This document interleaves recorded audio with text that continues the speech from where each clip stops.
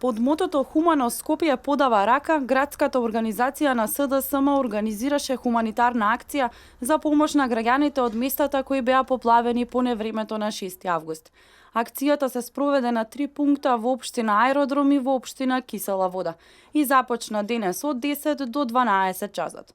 Од градската организација ги повикаа сите граѓани да донираат исправни апарати за домаќинство, како и облека за граѓаните од погодените подрачја во Скопско, пошто донациите ќе ги превземат младите членови на партијата СДСМ.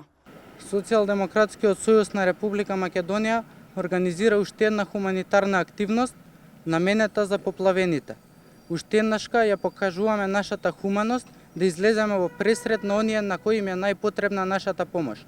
Излезени сме во аеродром на 3 пункта и сите граѓани кои сакаат да ни се приклучат се добре дојдени.